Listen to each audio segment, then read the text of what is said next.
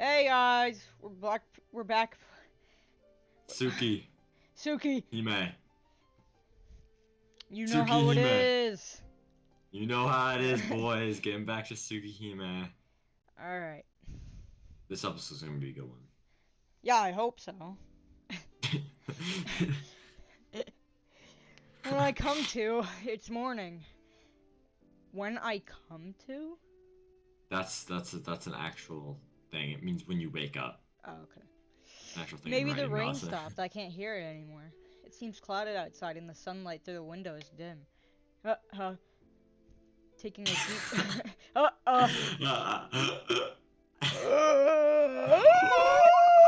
As usual, Shiki in his dying breaths. Yeah.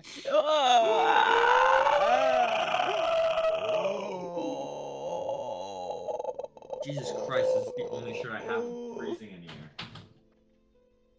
Okay, anyways, taking a deep breath, I get out of bed. I didn't sleep well last night. Over and over as I was about to fall asleep, that scene would replay in my mind and keep me awake. Crimson floor and limbs everywhere.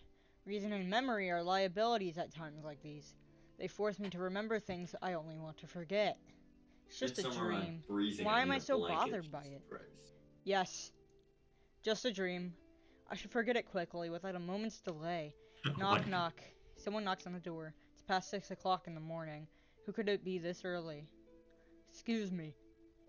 Shiki-sama, are you awake? Yeah, I've been sleeping since yesterday afternoon. I'm awake early. So what about you, Hisui? What's happening at this time in the morning?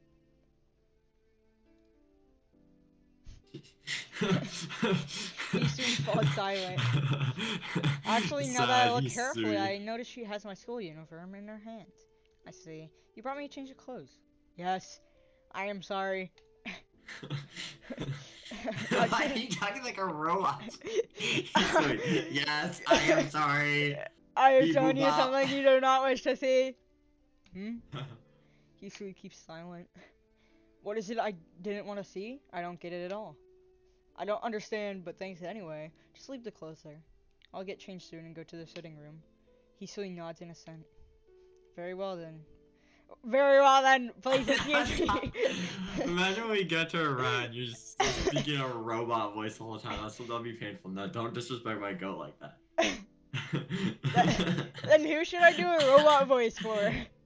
What? Then he's Nekoark when you die. Give Nekoark a robot voice. Okay. Wait, you die in this? Yeah, if you make a bad choice, you'll die. I'm not gonna tell you those ones, so you'll just have to guess. So Nekoark is just like death or something. That's actually not that far-fetched. You're not that far off. That's crazy. I thought he was just like a weird humanoid cat. Like. Kind of and no. It is simultaneously a joke and simultaneously not. I can't explain Nekoark. Hisui begins walking silently, only suddenly turn around. Shiki-sama. No, like. It doesn't. Please don't. Shiki-sama!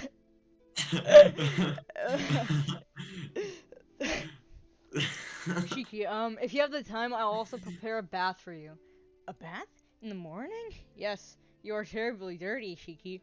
Would it not be best for you to wash before you go to school? Hisui asked me with the usual lack of expression and a disinterested voice. Now that she mentions it, I am dirty. I did collapse from anemia in the park yesterday after all, so it's not unnatural. Yeah, would you mind doing that for me? I'll have time for that before I go to school if it's this early. I understand. Please come to the bathroom in about 20 minutes. Hisui sets down my uniform and leaves the room. It's still 6 o'clock in the morning. With nothing to do, I spend the 20 minutes in my room staring at the ceiling. To the bath and pour water over my head, which makes me feel a little refreshed. I take a deep breath as the cold water soaks my head. Oh!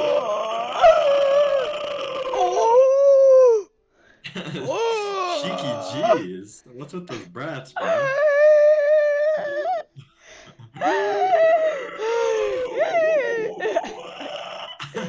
I take a deep breath as the cold water soaks my hair. What a terrible dream. There's got to be something wrong with me having a dream where I kill a beautiful woman like that. If I just one day, If just one If day I of if I I just just one day. if I just one day if just one day of living in an unfamiliar mansion is enough to give me dreams like that, I like to think what the days ahead are going to be like. Oh, I've really got to get it together. No, he's sighing. He's not breathing, bro. I know. I, I clear my head with a nervous splash of cold water and wash myself. Ow! I feel a sting as the towel touches my throat. What's this? I look at my neck in the mirror. How did this happen? My throat is wet and swollen. It's almost as if I repeatedly throwing up. Oh wow, bro! It's Oh almost like wow! you did throw up. It's almost like he threw up his fucking brains, bro.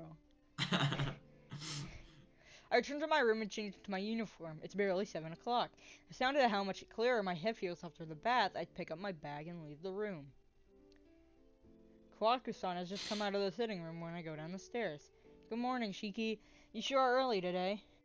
Kawaku makes a bow while smiling. You look refreshed, too. Have you just had a bath? Yeah, I just took one. That's amazing, Kawaku. Can you tell?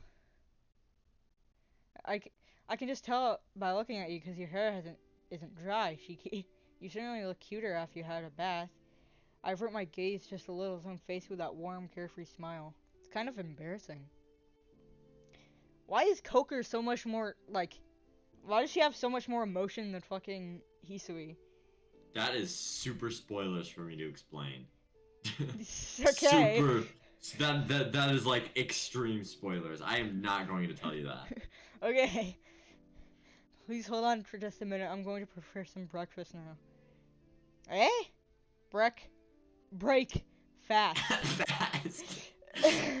uh, Break fast. I guess she means something to eat. I guess she means she's Ready. trying to break something fast. Such a trivial thing caused me to remember the color of blood. I don't have much of an appetite at the moment. Is a Western style breakfast like yesterday fine with you, Shiki? Yeah. I really don't mind. So breakfast, huh? That bath felt so good I almost forgot about it. Really? You didn't eat last night either, so I was talking to Hisui about how maybe the sound of your stomach might have woken you up. No. Sadly, that's not the case. I've been a light eater since I was little, so I often skip 1 or 2 meals at a time. I see. Now that you mention it, you got a nice body without any excess meat on you. Excess meat. I don't know. He's got a lot of excess meat if you've seen the scenes, but. I know somebody who has a lot of excess meat. Anyways. Okay. Could it be... Ethan. Yeah. I didn't even comprehend that as an Ethan diss. Could it be that you're a vegetarian? Perhaps. Perhaps? What do you mean perhaps? Perhaps. Come to think of it, I get the feeling that all I ate at the Arima house were vegetables. Kwaku busily heads back to the sitting room. You sound angry when reading the vegetables line. Like, what the fuck? What do you mean you only ate vegetables? I get the feeling that all I ate at the Arima house was vegetables. Vegetables! But I don't feel like eating right now. That's alright, Kawaku-san. I'll go to school without eating today. Tell Akia for me. Bye. I head towards the doorway. Him is Bye! like screaming, and then he's like, "Oh, it's alright, Clock." It's alright. The contrast. Bye! I head towards the doorway. Suddenly my arm is tightly grabbed. Shiki! Eh? I can't believe You forgot it. to bring your college dropout vinyl with you to school. You forgot to go to the store to get the Life of Pablo vinyl. You forgot to buy the Life of Hisui vinyl. What are you saying, Shiki-san?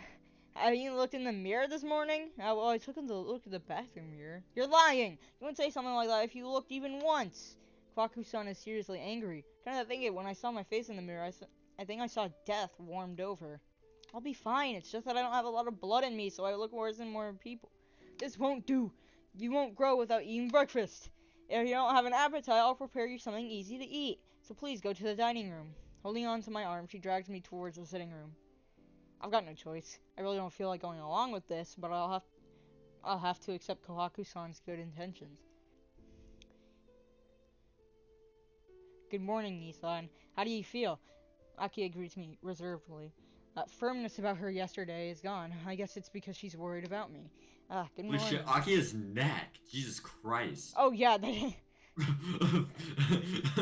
that is like a very long neck. Good Jesus morning. Christ. I'm feeling, well, good in a certain way. Returning her greeting, I head towards the dining room. Please wait here, Shiki. I'll call you when it's ready. Kawaku disappears into the dining room by herself, leaving me, a downcast-looking Akia and Hisui, who stands emotionlessly by the wall. Hisui, aka Pablo. Yeah. The life of Hisui.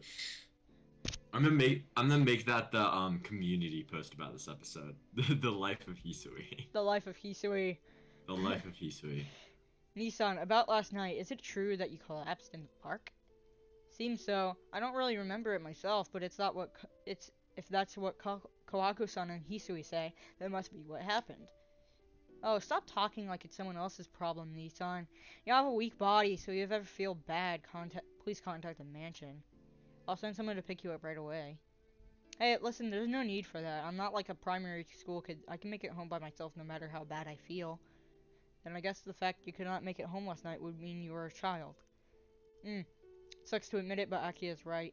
Yesterday was different. That kind of thing is really rare. Look, just because I have chronic anemia doesn't make my body weak. Listen, just because I have like health issues doesn't make me weak. Just because I don't. Just because I have health issues doesn't mean I have health issues. Just because I'm not strong doesn't mean I'm weak. There's no reason for you to worry about every little thing, Akia. Yesterday was, just a terminal case of bad timing. That's all. A terminal case. Please do not use such inauspicious words, Nissan. You have only just come back to the mansion. What would I do if you died? Akia is seriously angry. Jeez, you take things too easily, Nissan. Please, take better care of yourself.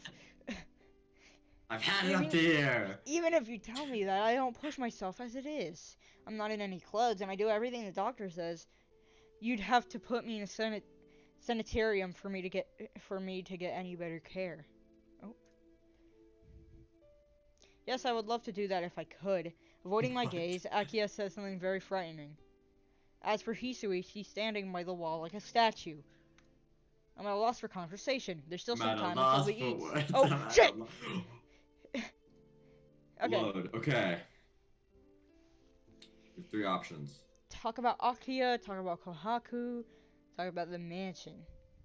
Save the Kohaku choice for a route. For whose route? Kohaku's route. Ah. So don't choose that one.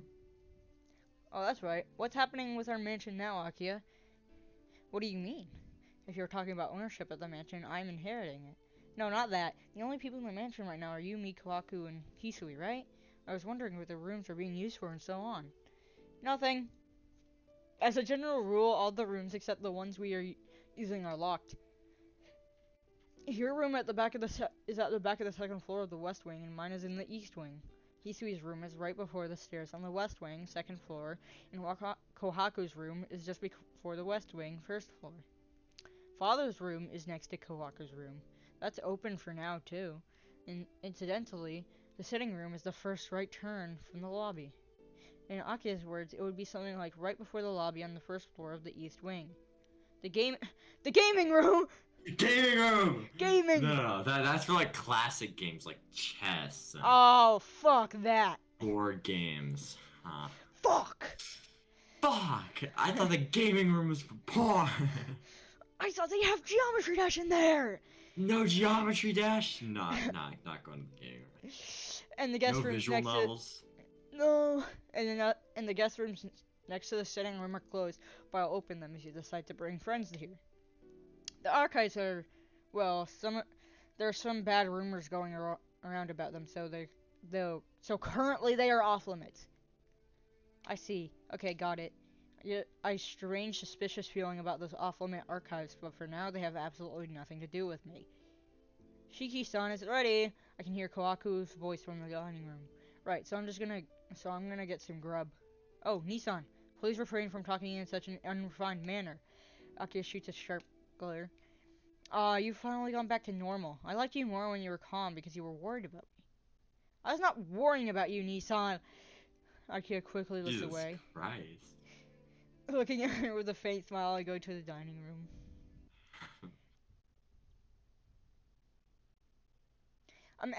I'm escorted outside by Hisui. Please take care. Saying the same thing she always does, she continues to stare at me. Shiki-sama, what happened to you last night? Last night? Nothing in particular. I was just feeling sick at school, so I left early. I was on my way back when... On my way back? I just collapsed in the park. Well, I guess I was just being careless, like Akiya said. Yeah, I'll be careful from now on. I'm not placing any blame on you, Shiki, but you look like you were pushing yourself this morning. Please take care along the way. Hisui makes a deep bow and sees me out. As I approach the school, I begin to catch sight of more and more students in uniforms. It's Saturday, so most of them are smiling while they talk. It's only a little way to the main gate once I pass this intersection. It's still only 7:30. Looks I'll be able to get to school with time to spare today. The light turns red and I stop in front of the crosswalk. The school fence is just on the other side. Since it's a school path, the footpath is protected by a guardrail. Even now, the students in front of me are heading towards the school gate. There's no one but students from our school on the other side at this time of day. There should be no one but the students. But between the cars rushing by, I feel like I catch a glimpse of someone in white. What? She is there, dressed in white with golden hair down to her shoulders, long slender brows and eyes. I've seen her only once before, but there's no way I can mistake her for someone else. But that's impossible. I killed her myself yesterday, cutting her into pieces. Well, no, even that's a lie. It's all just a dream. Isui told me so. No, she didn't say anything of the sort. She says I wanted to believe it was a dream, then it really wasn't a dream. But then why? Why does she exist as real as anything? The light turns green. Students around me walk towards the other side. I'm the only one amongst them who stands there stunned. She sits on the guardrail, her legs swinging idly as she is waiting for someone. Can't tell how long she's been waiting, but her expression isn't a grim one. Who is she waiting for? She fidgets restlessly as if she were waiting for a lover. I have a bad feeling about this. Hey, everyone looks over in my direction. It's probably nothing more than a coincidence.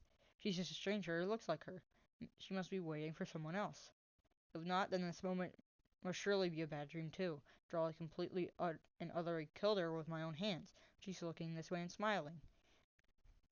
Looking very satisfied at having found the person who killed her, her smile seems to say, "You finally come." Giving me a familiar wave and smile, she hops off the guardrail. Fluttering her hair, she heads towards me. Don't come. This is a bad dream. The light turns red. Don't come near me. She doesn't even look like she cares, walking straight across the street while cars pass by. It's only a few meters between us. I'm telling you not to come. The reality before my eyes does not change even when I scream out. Screaming in a voice I don't even understand. I run from the girl in white. I run. I run with all my strength.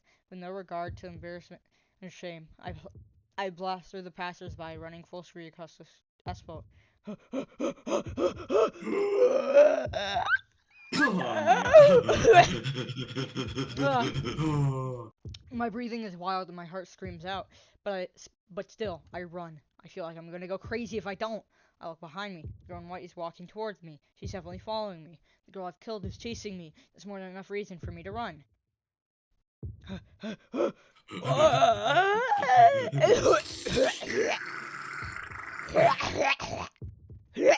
Vomiting again. My heart feels like it's about to explode, but I ignore it and keep running. When I look back, the girl's still there. With those light footsteps, she follows me as I run away. My head droops down. My arms feel heavy. My legs feel like they're going to tear off. But despite that, I'm running with all my strength, and yet I can't get away from someone just walking after me.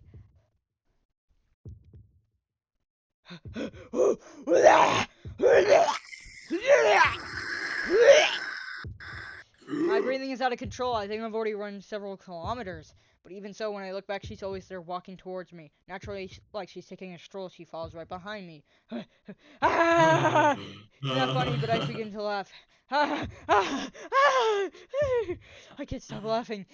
But even so, I run. My body complains Joker that I'll just passed die by. I thought Coker was if I supposed run to away be here. more. But I keep running. The reason is simple. If she catches me, she'll kill me for sure. I ask myself what I base that on, trying to shake it off as mere imagination. But even as I try to console myself, I'm the one who knows best it's true. There's no reason, no basis, no evidence. I already know it as a fact that if she catches up to me, I will be killed. Ah! Pathetically, I collapse to the ground. I fall forward not because I trip, but because I simply can't move my body a single step further. G- ah! Lying there collapsed, I somehow manage to crawl my way through the wall. I try to pull myself against the wall, but it's no good. My knees lose their strength as I try to rise and I collapse back down. My body won't move anymore. I look up as I breathe. It hurts. I don't have enough oxygen. Can't think properly because of it. Can't even tell what I'm doing anymore. I don't know why I'm doing this. Why? Why? I don't even know why the girl I've killed is alive. Unmistakably, I've utterly and completely killed her in the most final way imaginable. So why? How can she be waiting for me in front of my school, smiling? I'm sure I killed her. That's right. I'm sure I killed her. I'm sure I killed her. I'm sure I killed her. I'm sure I killed her, so why?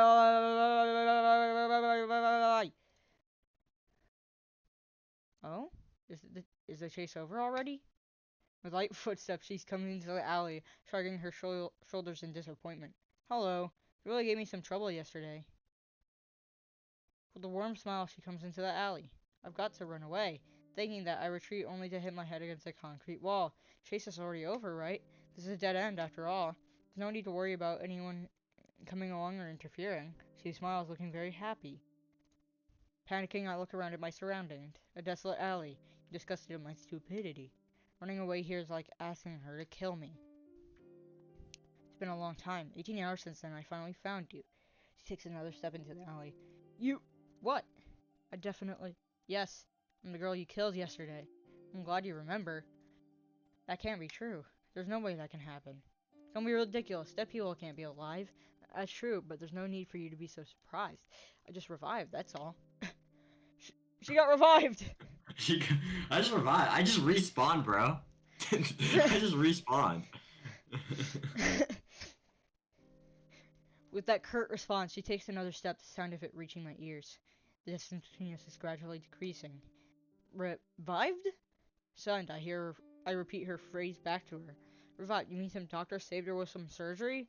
Don't be stupid. There's no way any human could revive from being cut apart like that. Yeah. Then again, I'm not human. Huh? Her words are so simple, there's no way I could have misinterpreted them. I'm not human. That's what the girl in front of me said. You're not human? Jeez, isn't that obvious? Do you think there's a human Jeez. being out there who can revive after being cut into pieces? Fucking dumbass. Yeah, dumbass. There's no way a human like that could exist. Something like that is just a monster who looks human. Something that revives even when killed. Something that death is irrelevant to. Something that quickly returns to normal and starts moving even after being cut to pieces isn't something you can call human. No way. That seems to be girl right before my eyes. I try to laugh, but my throat is so dry, I can't. What the hell is that? It's not exactly a funny story. Besides, there's so many things in the story that aren't funny. Because definitely, if she's not human, it explains why she's alive after I've killed her. Yeah, dumbass. If she's not human, it explains why she's alive even after I've killed her. Yeah. I start to calm down. This is a situation where I've got to observe everything and think it over. You said you're not human, so what are you? Me? I'm called a vampire. To put it in your terms, I'm a monster who lives off human blood. Ah, good. Vampire is like something I can easily understand. I see, you're a vampire. She smiles in satisfaction to indicate her assent. What a crazy reply. I've heard that vampires can't walk around during daytime, but I guess that's a trivial matter right now. So, what does this monster want from me? For some reason, she recoils as if surprised. After a moment, she puts her hands on her hips and looks at me, irritated. Have you forgotten what you did to me yesterday? Even though you didn't know me, you cut me apart the moment we met. You've got to be pretty used to this to ask me what I want with you now. She looks more disgusted than angry. But right now, that's how I feel too. Because someone I've killed is complaining to me about killing her. Hey, are you listening, murderer? Yeah, I'm listening. Sorry, could you shut up for just a minute? I'm reflecting on how unlucky this is even for me. Sheesh, I have the worst luck. There was a girl I wanted to kill for no reason, and I killed her on pure impulse. My memory wasn't clear after that, so I calmed down, thinking it was just a dream, but it turned out to be real. What's more, it turns out the person I've killed isn't even human. Ha ha ha ha. I can't help but laugh, but it's not all bad. If the person I killed has come back to life, that means I haven't actually killed anyone, right? Well, I suppose the fact remains that I killed someone, but she's still alive, and that's something I should honestly be happy about. Yeah, with this, I should be able to get back to living my normal life, normal school life, just like I did until now. Well, in exchange, I seem to have been cornered by this strange person, but you might argue that it's a heck of a lot better than becoming a murderer. Okay, I've calmed down. If you got something to say, I'll listen. Complaints, grudges, whatever. Talk all you want. Yeah, I've got a whole lot of things to say to you, but you're weird. I'm just taking everything in right now. You could say I've built up a resistance to weird stuff like this. I don't think it's much of a help in this case, though. Hmm. She stares at me. Isn't malicious. It's strange. I thought that to get back someone back when they got you is one of the common laws of the world. Then she should be trying to kill me, but what are you staring at? You're here to get revenge, right? Then, yeah, I guess I'm supposed to kill you back in theory. I'll kill you if you really want me to, but otherwise I'll pass her now. It's not very efficient that way. She stares at me head on. So, are you sorry? Eh? I'm stunned for a moment. The things she says are so out of place. I'm asking you if you're sorry for killing me. I'm thinking about forgiving you if you are, you see. Besides, I get the feeling you're a pretty bad liar for a human. Sorry. Me? Yeah. If you apologize to me, then I'm fine with that. This is unbelievable. What's so unbelievable? Not the person I killed was forgiving me, but her voice sounds so kind. Hey, you have to give an answer when people ask you seriously, you know. Come on, hurry up and answer. We can't get on with things until we make it clear whether or not you're sorry. She is angry. I, am I sorry, she asks. That goes without saying. Yeah, I regret it. No matter what the reason is, I did kill someone. Without mercy or reason. I killed just for myself. I do regret the fact that I killed someone. But more importantly, the person I killed was you. And so, it's a lie that it's alright if she's alive. It's the fact that I killed her. It's the ultimate violation, the greatest violence possible. So, you can get your revenge on me. I thought it was only natural you'd be here to get revenge. Hanging my head, mumbling like I'm confessing to someone. I see. Hmm. You're not a bad person. She smiles. Despite calling herself a vampire, she has a very honest face. I've decided I'm going to make you help me. Hmm? Help her. What is she talking about? What do you mean by helping you? Simple. I'm gonna get you to help me to deal with the vampire which took root in this town. Hold on, I'm getting more and more confused. Dealing with vampires? But you're a... Oh, no, no, no. I'm a vampire, but the vampire in this town is a different kind altogether. You live here, don't you? Then you should know about the murders that have been occurring lately, right? Yeah, quite a few people have been killed already. Hey, wait. I remember now. Come to think of it, all the killer's victims had their blood extracted or something, didn't they? Don't tell me exactly. Even the news is saying stuff like the work of a vampire, right? It's a funny thing. They obviously know what kind of creature is doing it, but no one's going around trying to vanquish it. So I've got no choice to do it for them. Wait, but vampires don't exist. Hey. Oh, that's right. There's an unidentified person standing in front of me claiming to be a vampire herself. I don't really understand, but what you're trying to say is that you're here in this town to exterminate vampires, right? That's right, but before I could, I was attacked and killed by some unknown killer. Yeah, that really got me. It was a perfect surprise attack, and I was cut into 17 pieces without a chance to do anything. Ugh, I see. She must mean me. That's right. Until I was fully recovered like this, I was really planning to kill you, you know. That's the first time anyone's embarrassed me like that, and it took about 80% of my power to fully recover. More importantly, it really, really hurt. It was so painful I thought I was going to go crazy. However, the pain was so great it restored my sanity. Do you know what it's like experience that over and over for a whole night? I don't know. Actually, I don't want to know. So full of hatred, I went out to look for you. I was so worked up that I didn't even care about the vampire, the very reason why I'm here. I knew you were a student, so that's why I waited over there for you. I don't get it. If you hated me so much, why are you forgiving me? See, to put it simply, I calmed down for a while.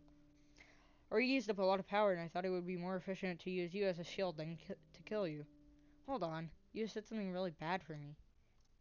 Did I say something like that? You used me as a shield. Of course, I already did forgive you, but that's just my personal feelings. You've got to atone for your murder through action, not just emotion, right? Well, even if you ask me, What's with you? I can tell you're being sincere and when you're not. Let me repeat again, you killed me. You probably can't imagine it, but it takes a lot of energy to regenerate once you've been killed.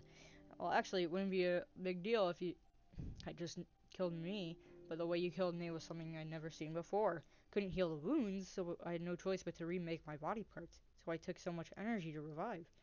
She looks angry. Seems like she's recalling her forgotten anger while she talks. Anyhow, I'm weak right now. I think I'll be able to recover after 2 nights, but if the enemy attacks before then, I'll be in danger. That's why for now, I'll have you be my shield. You'll have, you'll have me do it? What are you doing deciding everything by yourself? What? This is all your fault to begin with, so isn't that much to be expected?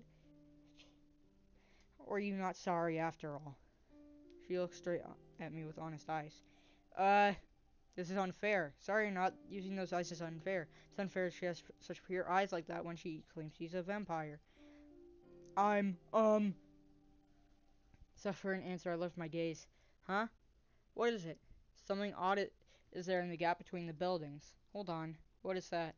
I get up and walk. I walk to the middle of the alley and finally realize what it is. Blue-colored bird. Crow, to be precise. Blue crow. That inconspicuous thing I saw 2 nights ago. Oh man. Girl murmurs. The crowd just stares at us.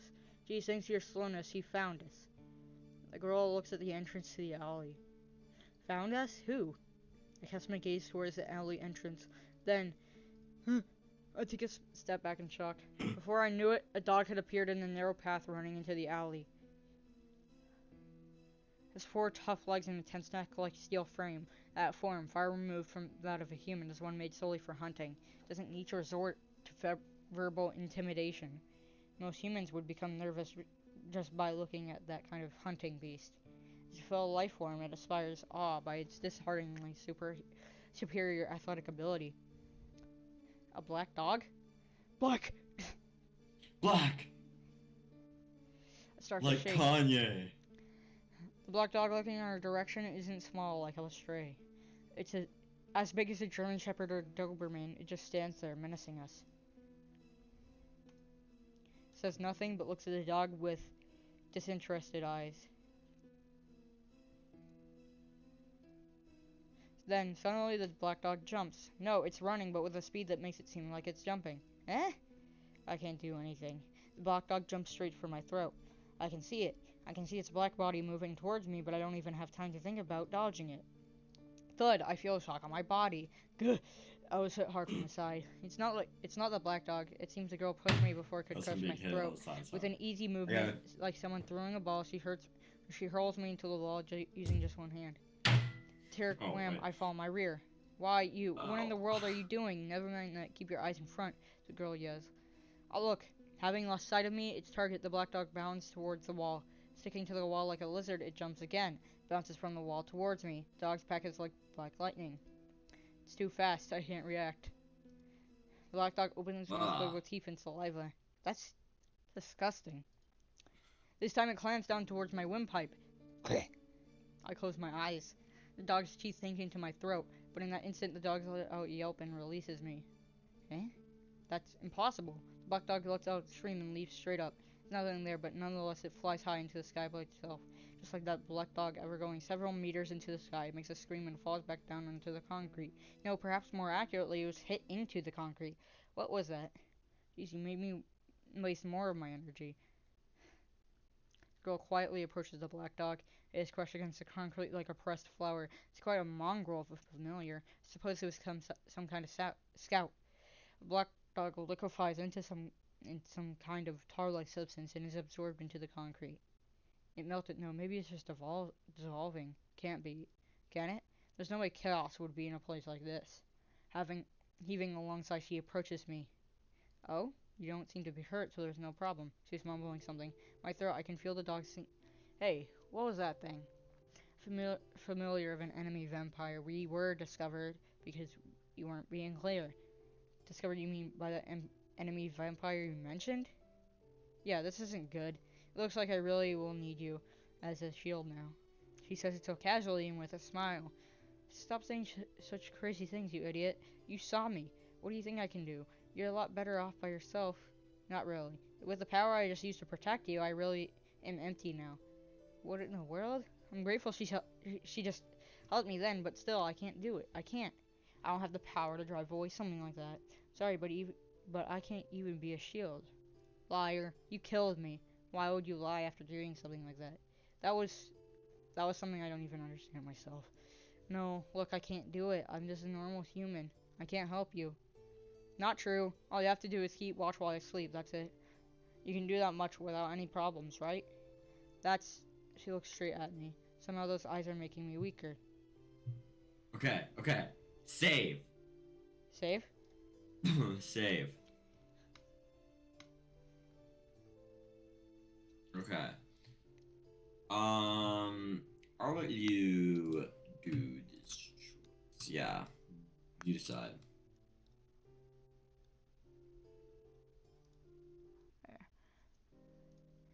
For some reason I can't decline. I did kill her after all. It's my fault if she's weak and has to ask others for help. It is my responsibility. Besides, I've only known her for a little while. She doesn't seem like a bad person. So how about it? Can't a human like you cooperate with a vampire like me? Well, that would be the obvious answer, but don't look at me with those eyes. Why is it? It's making me feel overcome with guilt and unable to refuse. Now I've gotten myself into this mess, I won't be able to sleep at night if I just deny all responsibility. Man, I know I'm going to regret this. So yeah, I think I could probably do it. The enemy's the serial killer, right? The resident of this town, I'd probably be struck. I'd probably be struck with some kind of divine punishment if I refused to help you. Eh? You mean I'm not gonna be your shield, but if it's just being your lookout, I'll do it.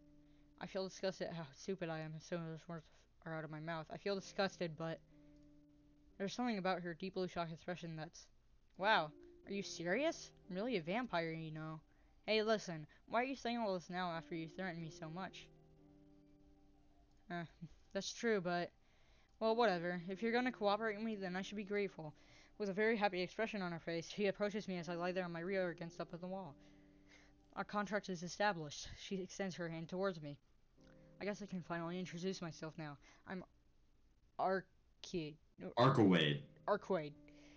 My last name is really long, so Arcueid is fine for now. I'm a true ancestor type vampire. How about you? I heave a heavy sigh at unprecedented introduction. It's a sigh of resignation, evidence I've decided to accept this nonsensical situation. I'm Tonoshiki. Sadly, I'm just your everyday student. I said it before, but I'm not really going to be much use. Grasping her Arcueid's hand, I stand up. She takes a long, hard look at me and then offers me her hand again. Nice to meet you, Shiki. I'll have you take responsibility for killing me. Arcueid grins as she extends her left hand. Oh!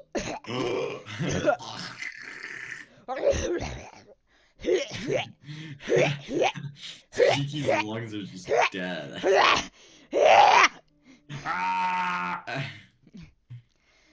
But look what I sent you on.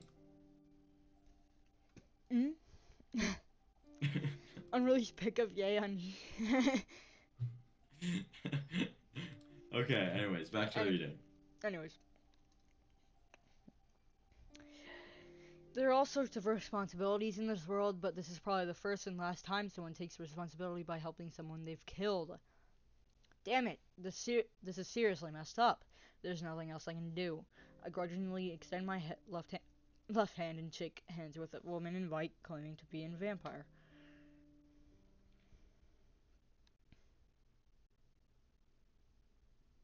This is a pretty nice room. I've had no problem spending the night here. Arcueid looks around the hotel room.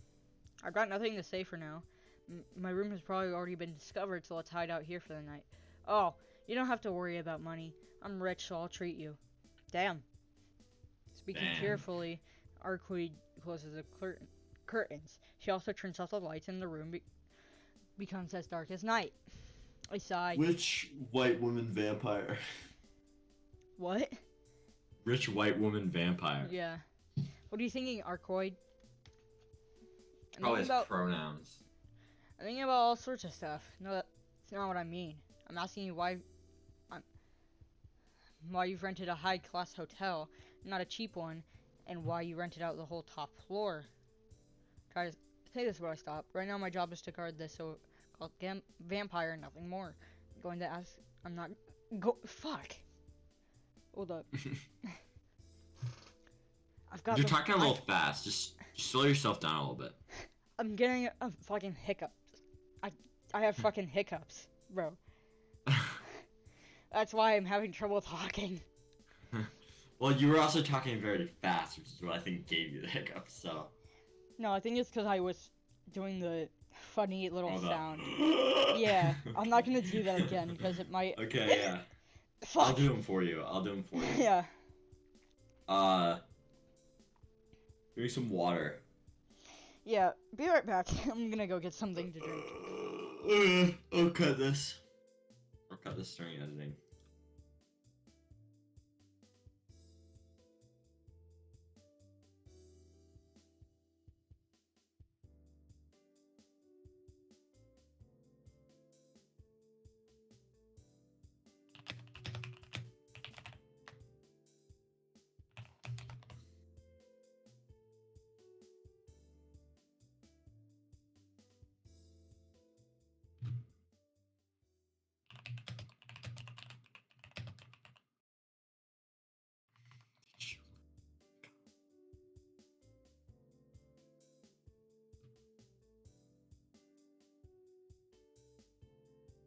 See the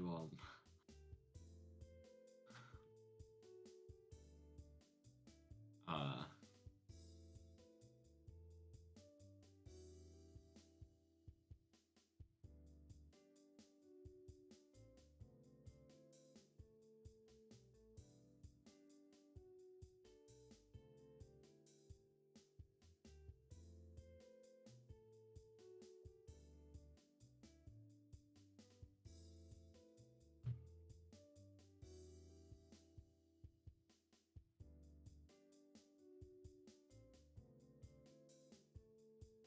I'm back.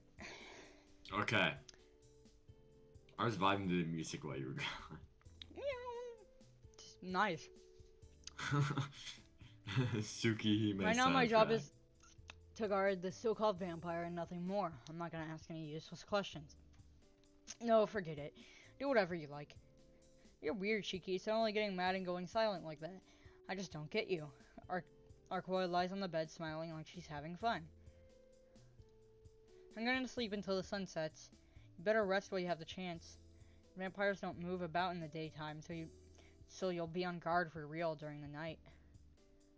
Do you realize you just said something that completely contradicts your existence? Oh, it's alright for me. Oh, I guess it's almost my limit. Good night, Shiki. Wake me up when the sun sets. Hey.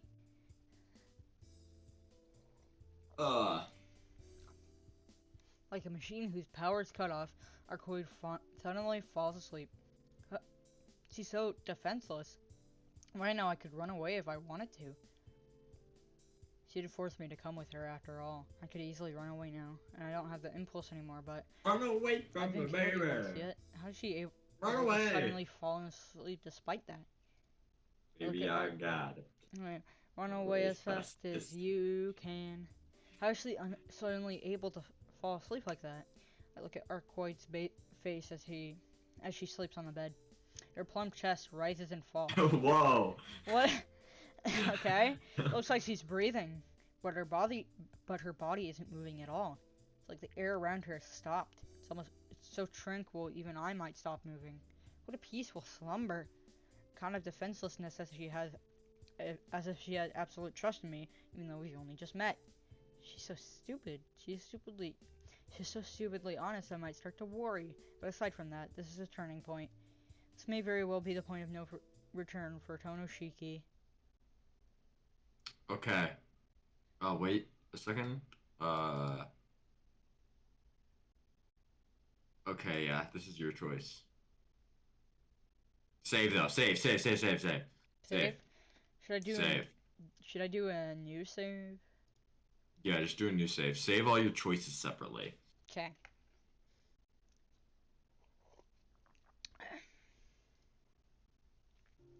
I did promise after all. No matter what I was promised, I can't break it.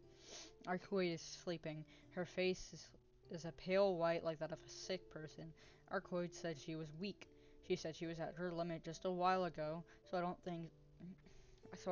think she considered what I could do after she went to sleep. The room is quiet. We're on the 11th floor, on the top floor. Since she rented out the whole floor, there are no other guests here. The only sound is Arcueid's breathing. When I see her like this, she looks nightmarishly beautiful. That white smooth skin and that silky light blonde hair, the soft lines of her body and those long eyelashes that look like swift brush strokes. A perfect body, down to even the small details of which I've never seen before. No, to be more precise, the kind I never would have seen in my entire life. Vampire or not, Arcueid is a girl. I have to take responsibility for the fact that she is so weak now that she falls asleep instantly like she just did. You have to take responsibility for your own deeds. Part of my childhood education makes an appearance in my head. Sensei even told me my eyes are strange, so they would turn and attract strange things. Then I should be prepared to take responsibility. At the very least, I should keep my promise and protect her for the night. White. The kind you see when you wake up. That color calls some nostalgic memories to mind. Oh wait, is this episode too? Oh, let's go. This is really important, Dawson. Okay. A hot summer day. Blue sky and large columns of summer clouds. The scenery slowly wavers in the heat. The voice of cicadas. The sound of cicadas. Chirp, chirp, This chirp, scene chirp, will chirp, be chirp. replayed in different contexts throughout the entire novel, throughout all the different routes, Dawson. So Cicada shells are lying in the clearing. As if the sun is right by my side, the clearing is roasting. A hot midsummer's day. As if the entire world became a frying pan. Wah wah! Wah wah! no, don't make a no. They go. Wah, wah, wah, wah. Akia is crying. Akia, who would always obediently stay close behind me, is brimming forth with tears.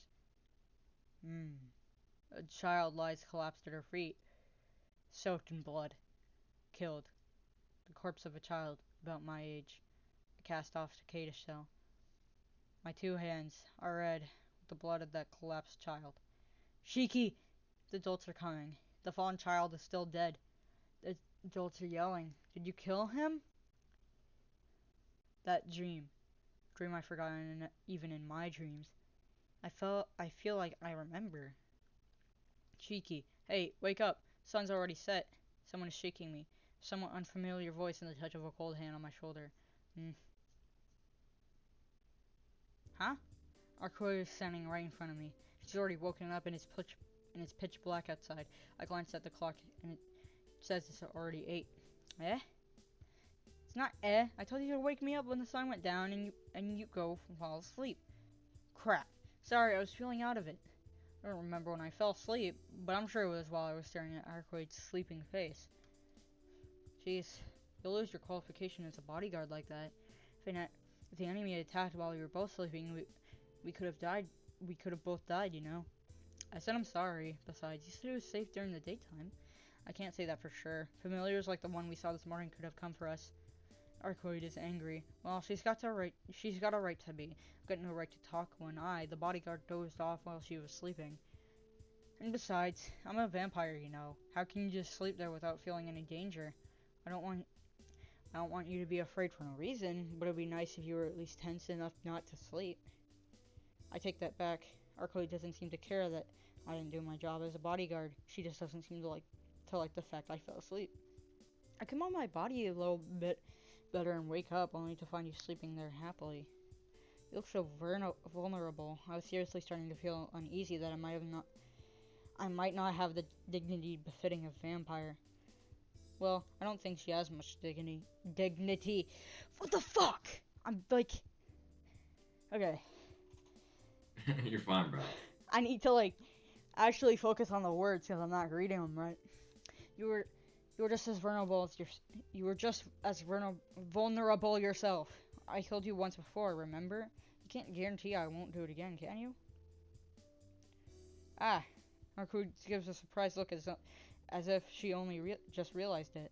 Now that you mention it, you're right. I wonder why I did that. I guess I just complete confidence in you since we spoke in the alley. Well, saying that. And also, I think part of it is you're speaking very fast. Hmm. Well, saying that doesn't make me feel bad for her. Okay. Since you trust me so much, I'll try my best. So, should I just keep watch from now on? Yeah, until sunrise tomorrow. I can't leave the room, so be on guard if someone comes up to this floor. Be on guard, huh?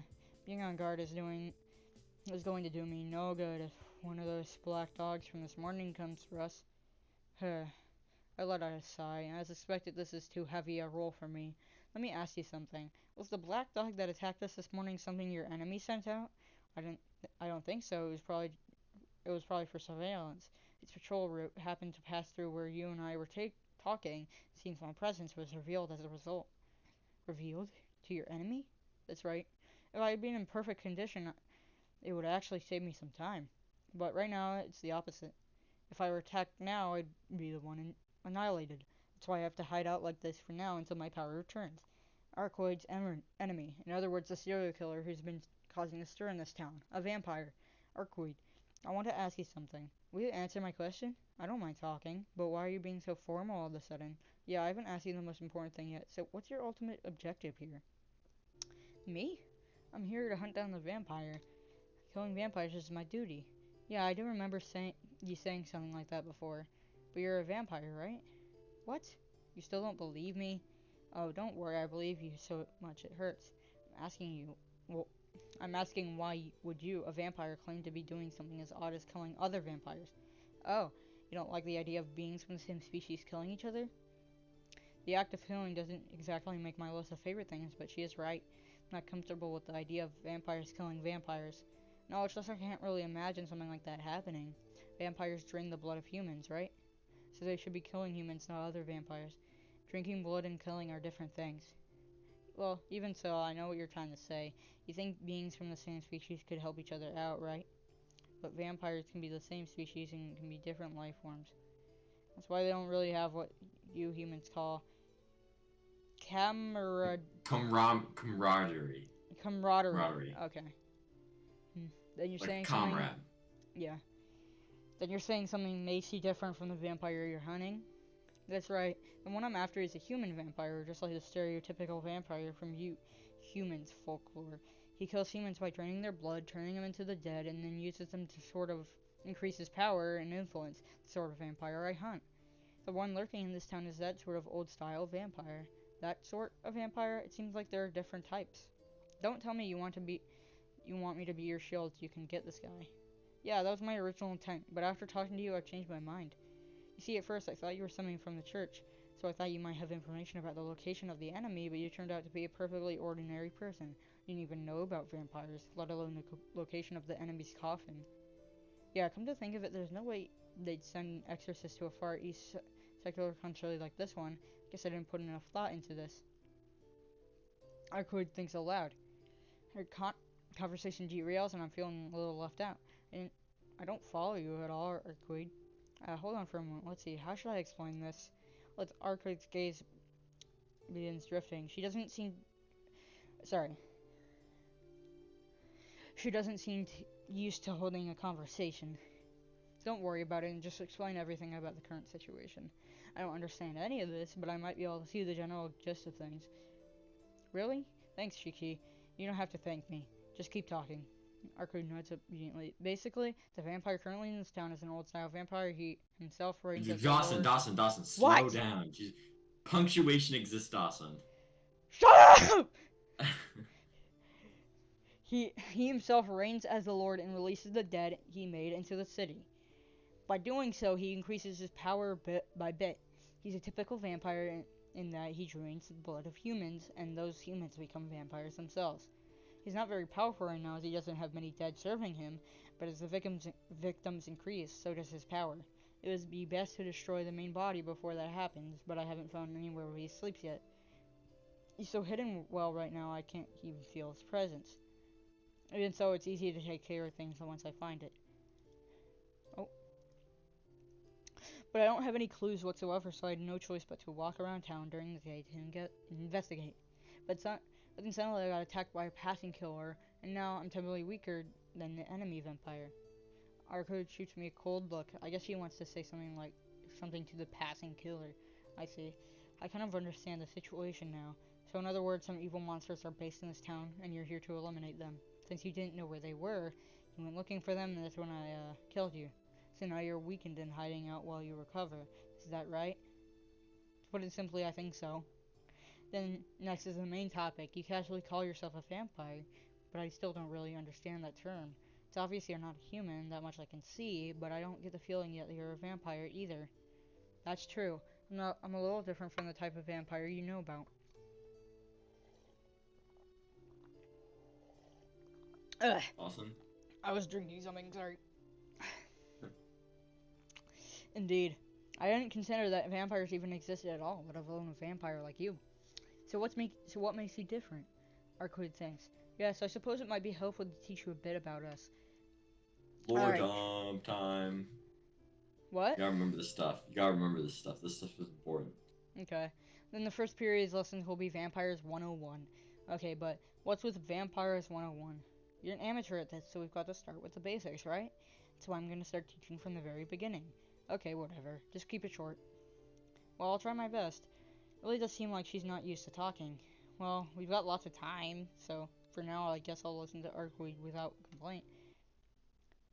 Although we're typically called simply vampires, we're divided into two main categories: those who were vampires from the start, and those who became vampires.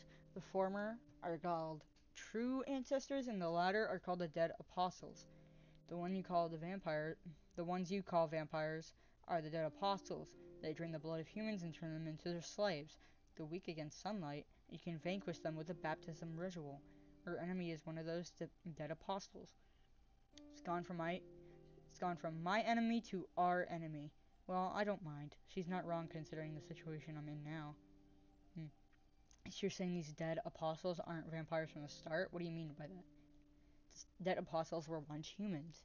They obtained immortality through magic or had their blood sucked by one of the true ancestors. Either way, the ones that become vampires become immortal, even though it's imperfect immortality. Those who were vampires from the beginning, and humans who became vampires. What is this? The feeling that there's some kind of huge contradiction to all this. Seems like some important fundamental is missing somewhere in this theory.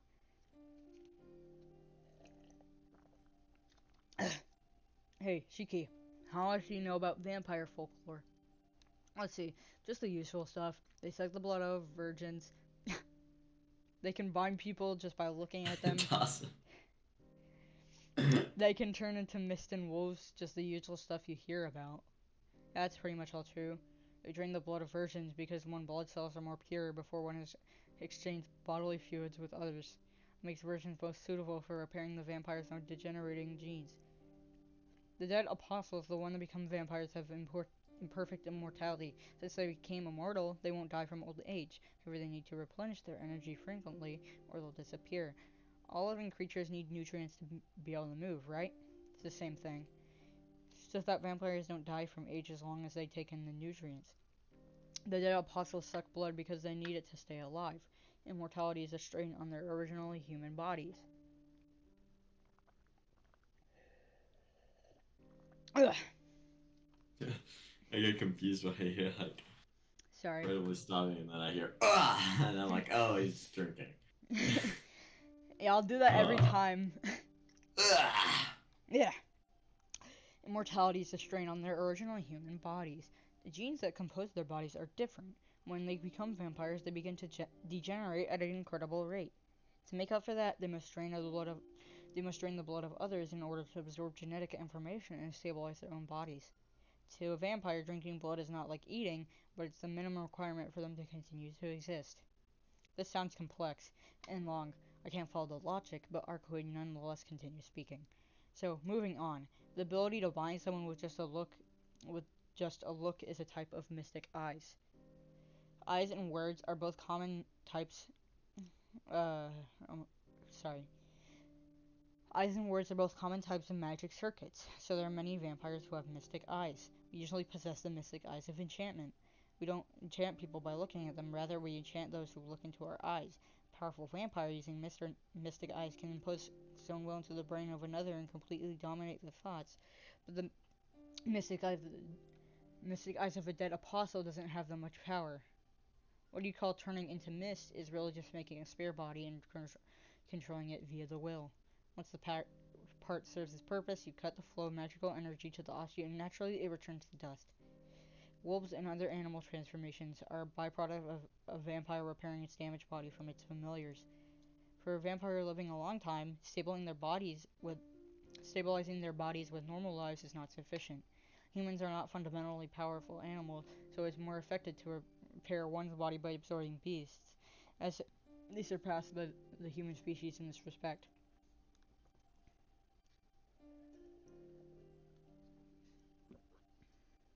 Yeah. Yeah. Vampires who repair their own bodies with beasts can return those beasts to their previous forms and use them as familiars when they need to.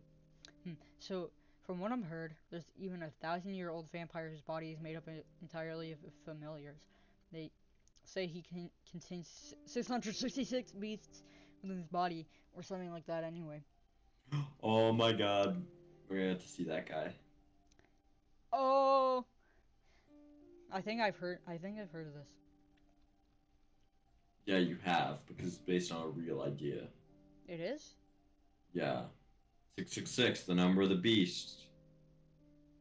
Well, no, I'm saying I've heard of the guy with 666 Oh, beasts. I might have mentioned him before. Yeah, I think you did. I might have mentioned him before, yeah. Fucking badass. Um, I think, or what were you gonna say? what? Were you gonna say Nothing. anything? Okay. I wasn't gonna say anything. I think Arcueid's getting a little too wrapped up in her own speech.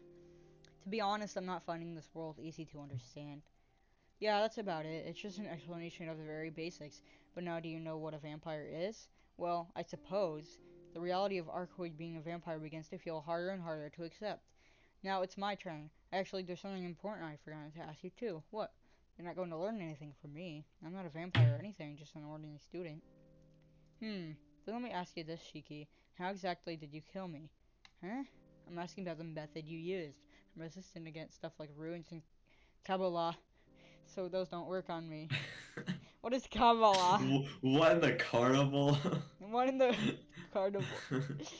The only thing to not resistant against is magic I've yet to experience, which is probably limited to the ancient Shinto in this country and the treasures in South America. No, not even those could kill me that much. Answer me, Shiki. What kind of occult artifact would you use to incapacitate, incapacitate me to that degree? Whoa, that was Occult, not right. Doesn't matter. occult Okay. artifact? What's that? Catalyst which stores ideas and history. Geez, you've got secret treasures in this country too, don't you? They're usually something like staffs and swords, jewels and masks, consensual weapons that can be used in nature itself. Come on, Shiki. Are you sure you're not someone from one of those fields? What field? I told you I'm just a student. I don't know anything. That's a lie. There's no way a human who's not even a magus could hurt me. Are you hiding something from me, Shiki? Arcueid gives me an angry cat-like stare. But even if she looks at me like that, I'm not hiding anything. Oh wait. Actually, there is one thing. I'm not sure whether it's relevant, but she's still staring at me. It doesn't seem like I'll be able to keep quiet about it. Alright, I'll tell you, but how should I put this? I can see these lines that can be used to cut things. Eh? Oh, she's stunned. She should be. Normally, I don't think anyone would believe a story like this. What do you mean? Arcueid acts in a serious tone. She's not exactly normal. I should have known she would defy my expectations in a good way. I mean, I see these lines where things can be cut, living things, the ground, anything touchable. It's like a black line, and I can cut things clean when I let anything sharp through it. Does that mean anything to you? It's convenient to be able to cut steel with a knife and all, but it's not like I can cut it anywhere I like. I can only cut things where I can see the lines, and when I cut you, well, you can cut a girl's skins with just a knife, right?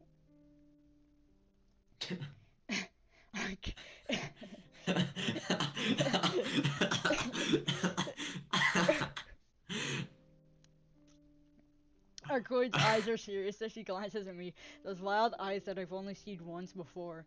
A gaze that could stop my breathing. I see. I I thought the mystic eyes of death perception only existed in fairy tales. But I guess there is someone who can use them in mutated monsters like you. What? I don't think a vampire can call me a monster. Monster is a monster. There isn't anyone, even amongst us, with mystic eyes can see the death of things. See the death of things? A circuit must have opened in your eyes, Shiki. Were you born with eyes like that? No. They became like this a long time ago, but I wasn't born with them. Then you must have at least one near-death experience at some point, right? What? It's true. 8 years ago, I got in an accident where I almost died. Just as I suspected. You had the latent ability, but that must have been the trigger. The mystic eyes of death perception, huh? Yeah, so I thought you could definitely even kill me. With a small sigh, Arcueid's eyes returned to normal. Arcueid, do you know something about these lines? Not to the extent that you would, but I do have some information. What you see is the end of all things, the point where things die easily. AKA Vultures too. Yeah, put it simply, the time of death for ever in existence. That is, death itself.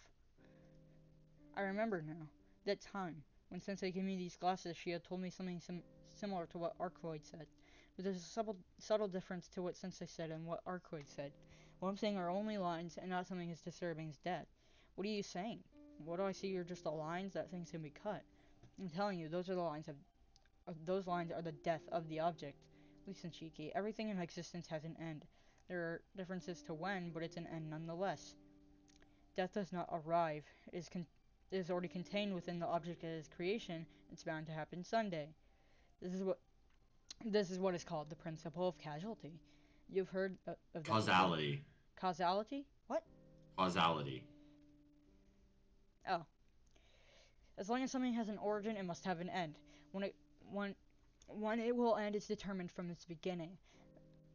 That's its so-called time of death.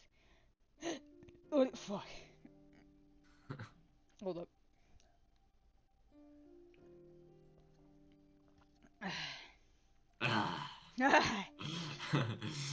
So, as it exists from so as it already exists from the beginning, it's not impossible for one to see it with their eyes, given that they can comprehend the concept of the time of death, and they have the appropriate circuit in their brain and eyes.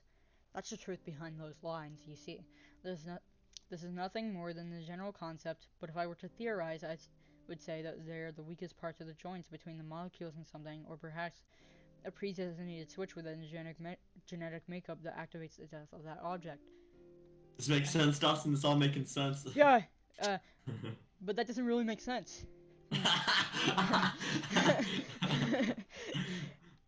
I can't see them, so I can't say for sure. But the lines aren't all you can see, are they? I would think there would be points more than lines. Ah, that's right. When I first saw Arcueid, when I wasn't myself, when I took off my glasses, I could see the usual scribbles and black points where the scribbles seemed to flow from. There were. It only happened that one time, but definitely. I saw black points. There were several on your body, and the black lines flowed between them, joining them up. If I had to make an analogy, I would say they were like blood vessels. I see. The lines where things die easily and death itself, huh? I'm surprised you stay alive up until now like this. You must have a very tranquil heart, Shiki. Arcueid says this philosophically. In my own way, I understand what she is saying, but I don't want to believe any of it. What? There's no way that sort of thing exists, let alone me being able to see it. Well, you are seeing it. Usually when you cut a living being's neck, they die. This means it stops because you cut it. Conversely, you can say that if you can't cut something's neck, it won't die. Now, this is about me, so just consider it an exception. But in your case, you can ignore the cause, even against that which is immune to all external effects. You kill first. What is killed then becomes dead. It's not that it stopped because you cut it, but in your case, you stopped the object, and as a result, it is a cut. See? What else can I call you but a monster? You may just call them lines along which something can be cut, but those eyes are more special than those possessed in any other user of supernatural power in history. You, Shiki, have the eyes that can kill anything, just like death itself. I'm at a loss for words. I'm at a loss for words. Even the bitch, she couldn't pet you. Yeah. If that really is what I see, just like Arcueid is saying, those black lines really are the time of death for all things, and everything around me is filled with death. So what? If it's all as you say, I should be able to kill even you. Really? Then let's try it. Arcueid opens the curtains. All the lights are off. The only illumination is the faint moonlight coming in through the window.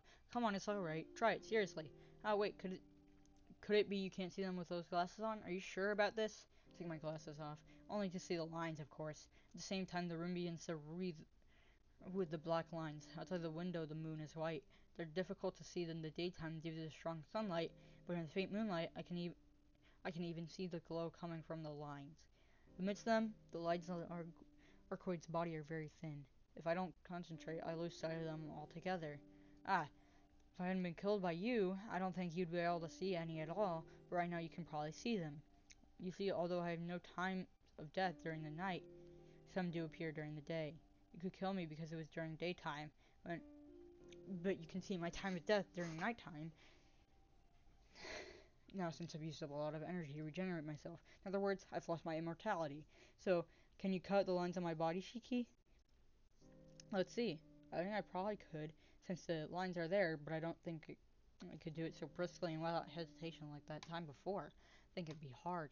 The lines keep fading in and out, so I probably couldn't do it unless you're sleeping. You can't, right?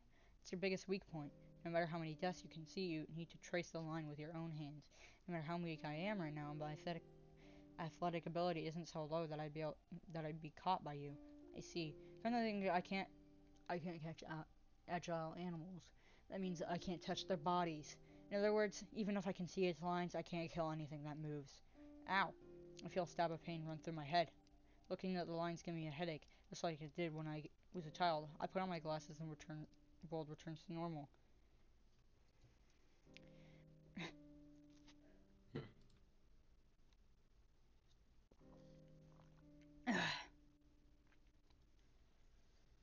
Arcoid is staring intently at me. What? Is there something else? No, that's not it. You can't see the lines if you put those glasses on? Yeah, I got them from someone a long time ago when my eyes first became like this.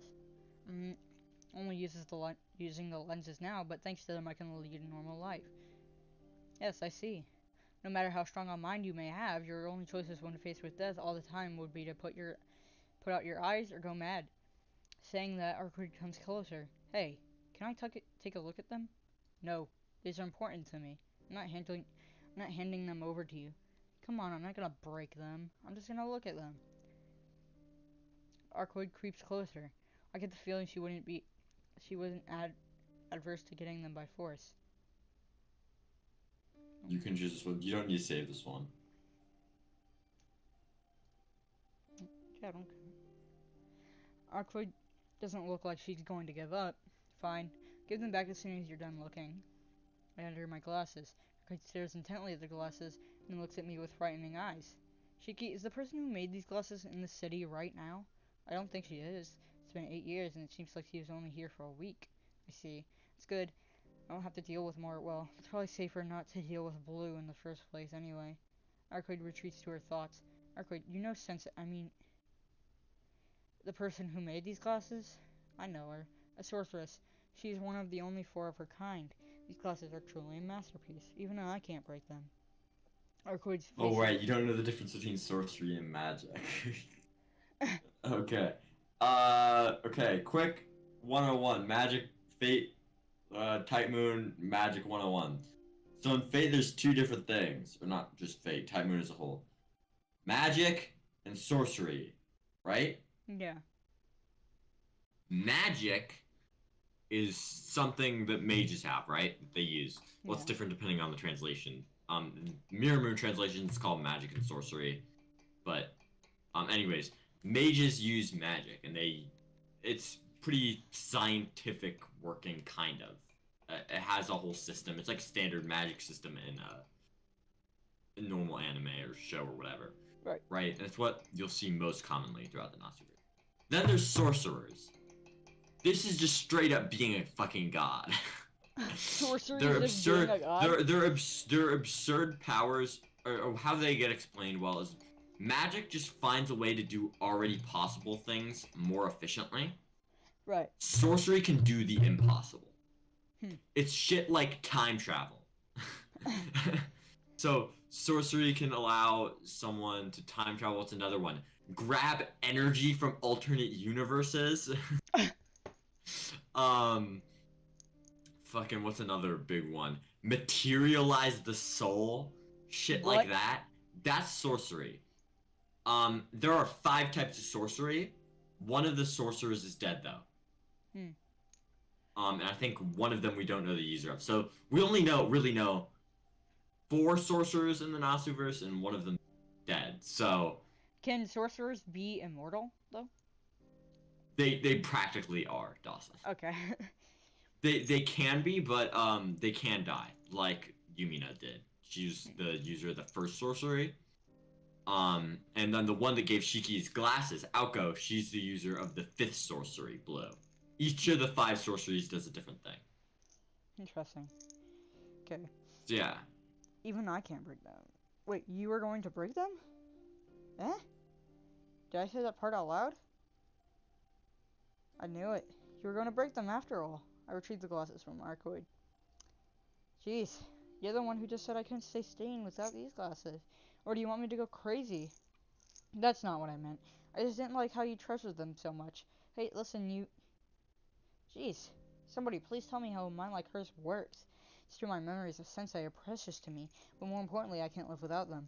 If I were to see the lines 24 hours a day, I think I would have died from the headache before I went mad. I suppose there must be a strain on your brain from being able to see death. Yeah, there's definitely some kind of reason for those eyes of yours, but this is all I can tell you for now. If we get the chance later, I'll go over it in a little more detail. That's alright. Not into long stories anyway. Is that so? Personally, I enjoy talking to other people. Arcueid gives a carefree laugh. It really does seem like she enjoys doing nothing more than talking. Night Getting descends. close to like the climax of this day. We should finish this day in this episode. Okay. Arcueid sits on the bed and we both stare absent-mindedly at the clock. It's past 4 in the morning, about an hour until dawn.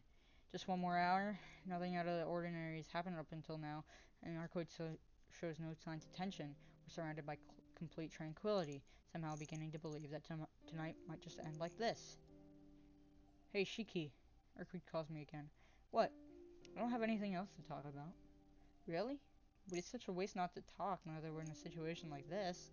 Listen, how many hours do you think I've had to put up with your nonsense talking? 6 hours. It's making me more tired than keeping watch. Arcueid gives me a dissatisfied glare.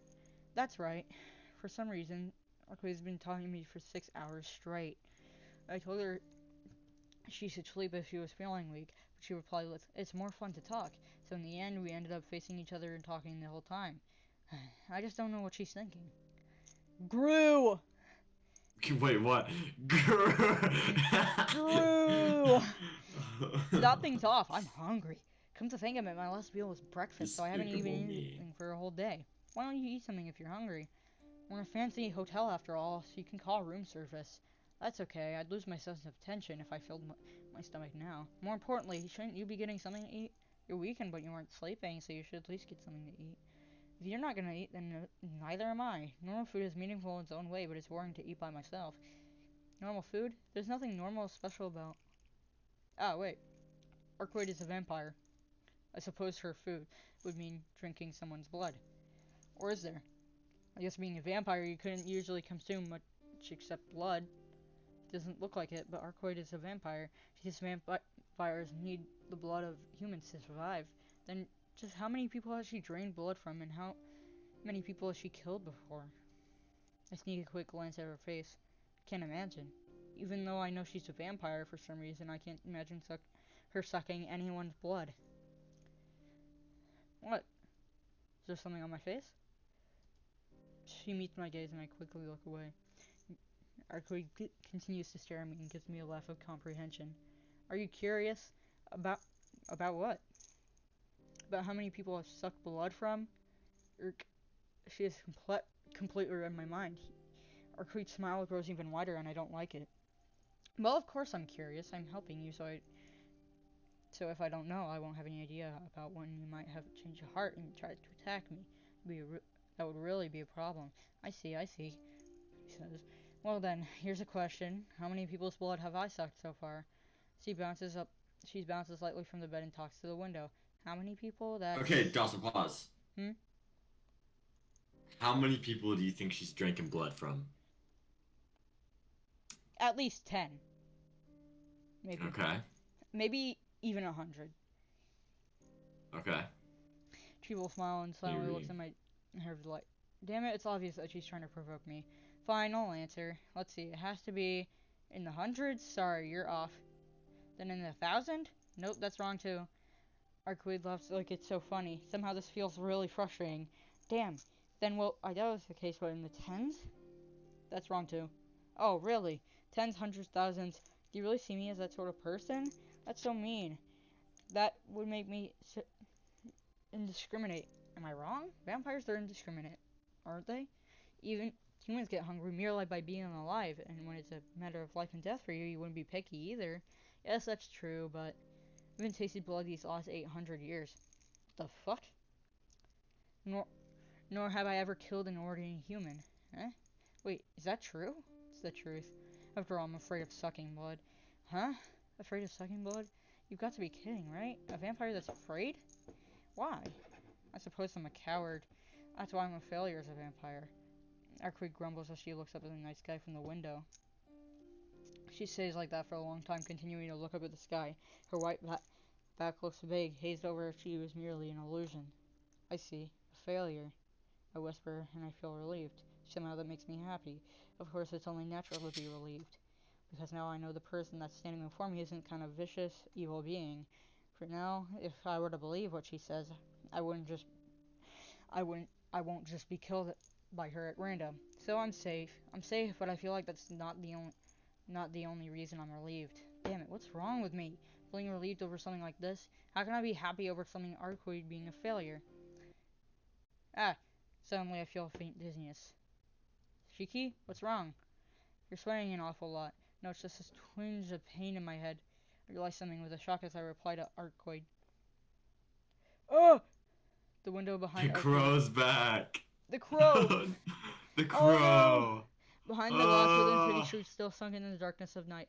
The blue crow is looking in my direction. I can do no more than stare at its dim figure through the The window. crow is actually Window too. very similar to a bird of prey, like a vulture, which connects to the Kanye albums The Vultures 1 and 2. Shut the fuck up! Okay, Dawson, Sure. no, Dawson, that name is pronounced narrow. Narrow. What the fuck? What?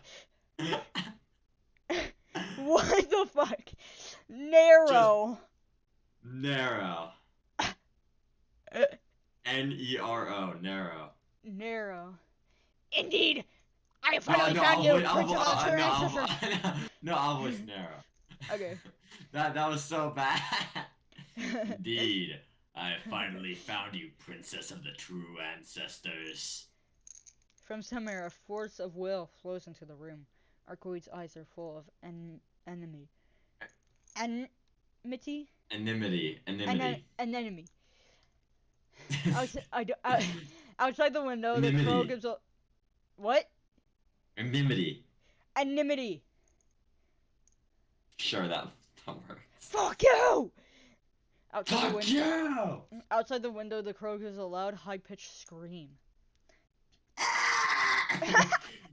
This is it. I'm heading in there right now. The blue crow flies off. I'm coming. The dark of night and the white moon. I'm coming. With a heavy noise, the room shakes violently.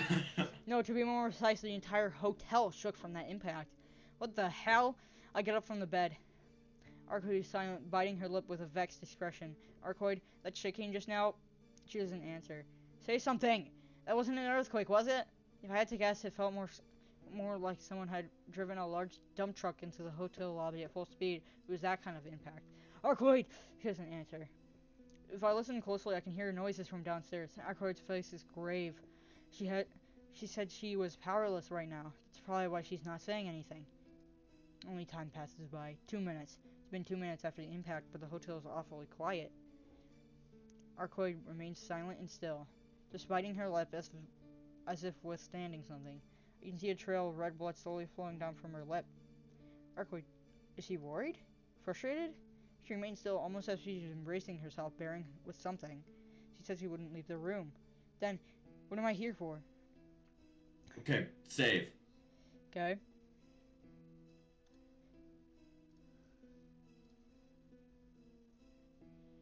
I think I'm gonna stay. Okay. As long as Arcueid is unable to move, blindly going outside would be dangerous. Gripping the knife with one hand, I hold my breath. Arcueid is silent too. She looks like she's being careful of what's around her. The floor below is being noisy. Perhaps the shock woke up the guests and maybe they're complaining to the hotel people. It's still 4 in the morning, but even so, the noise is loud as that is a festival. Even that falls silent a few minutes later. The noise disappears. A sickening silence. The lights go out. At the same time, the sound of countless things hitting the door. You prepared, Shiki? Arcueid whispers in the dark. Prepared for what? I don't even have to ask her.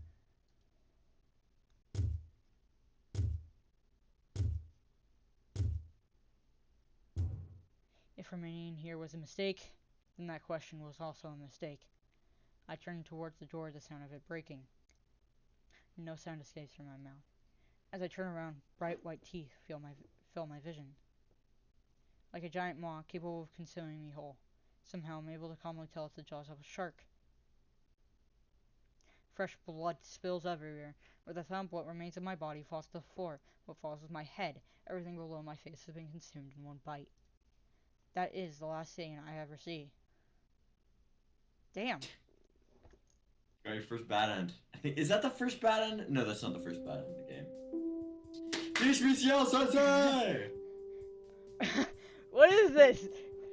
Bonjour. This corner is for the unlucky Tono-kun who ended up in a dead end again. It's time for Teach Me CL Sensei. Now we will start second period. This time we will present the first Shakes and Shivers Animal Land from the series that gives detailed observation of wild animals. Negoark! Your robot voice. Sensei, I have a question before that. That name sounds really stupid. In Japanese, you can read your name as CL. Question denied. Now then, Tono-kun, I think it's good to be prudent, but this time it seems to have backfired. Basically, you're a hero, so a little recklessness will be forgiven.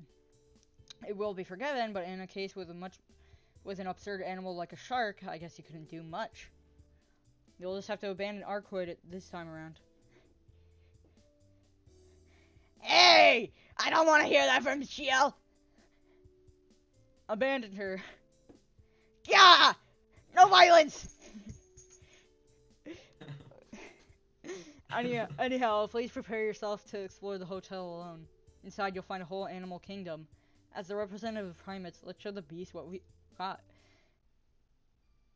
Okay, and you just load your last save. Yeah, those happen every time you die. Okay. Alright, I decided what to do from the very beginning. Taking the knife out of my pocket, I walk up to the door. Shiki, I'm going to check things out. Don't leave this room until I come back. So I step out into the hallway, shaking off Arcueid's look that she wants to say something. No one is in the hallway. I can hear from inside, but the hallway is noisy. It's not that this floor is noisy, rather the noise is coming from beneath my feet. There's some kind of ruckus on the floor below. I can hear the noise of many people talking. I suppose the impact just woke the guests and they are complaining to the hotel. It doesn't look strange so far. I walk down the hallway. The noise from downstairs is like the sound of ocean waves. Noisy, and yet so very solitary and inactive. My fingers gripping the knife feel numb. A chill runs over the back of my neck. There's something near my temple. Pain emerges from the back of my eyes. Enduring it, I walk down the hallway. It hurts. My eyes hurt. My head grows heavy, and I feel a drifting sensation like I'm about to collapse right here. Yeah, I know what this is. Without a doubt, this is a feeling I get right before I collapse from anemia. It hurts. It hurts. Unable to withstand it any longer, I remove my glasses. I can see the elevator, a long hallway. It must be more than 10 meters from here to the elevator. And then, with a ding dong, the elevator comes up to the 11th floor. I can see the lines on the elevator door. No, they're too dense. They look almost pitch black. The door opens. A small steel box opens, and inside that box, crammed to the point of overflowing, is human flesh. Inside that steel box, called an elevator, the red meat of humans is ground and pushed in. Inside, two black dogs are voraciously feasting away on something. What? I stopped breathing. Like my brain, which just froze, my lungs stopped as well. I can't breathe. But that isn't important.